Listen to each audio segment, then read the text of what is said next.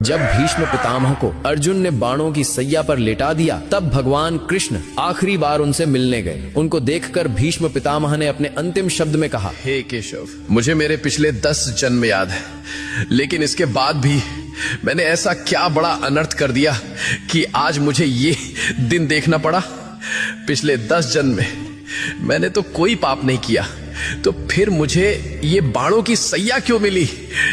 ये बाणों की सैया अब मुझसे सही नहीं जाती। मुझे मेरे सवाल का जवाब दो केशव।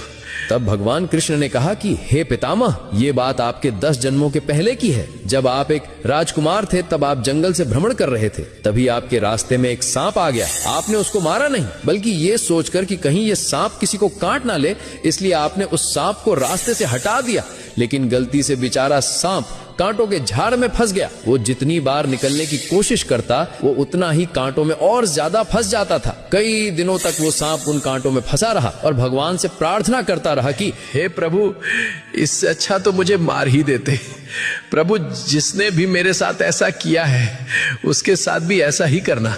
लेकिन पिछले 10 जन्मों में आपने ऐसा कोई पाप ही नहीं किया जिससे आपको उस कर्म का फल भोगना पड़े। लेकिन जब द्रौपदी का चीर हरण हो रहा था, तब आप मौन रहकर भी ये सब देखते रहे थे। आप चीर हरण को रोक सकते थे, लेकिन आपने ऐसा नहीं किया। तभी आप इस पाप का भागीदार बन गए थे। इसी कारण से जैसे वो सांप उस दिन कांटे में फंसा था, आज उसी प्रकार आपको ये कांटे की सैया मिली है। तुम कितने भी बुरे कर्म कर लो, लेकिन उसका फल अवश्य मिलता है, इस जन्म में या फिर अगले जन्म में, लेकिन मिलता जरूर है। भगवान कृष्णा को दिल से मानने वाले भक्त कमेंट में जय श्री कृष्णा अवश्य लिखें।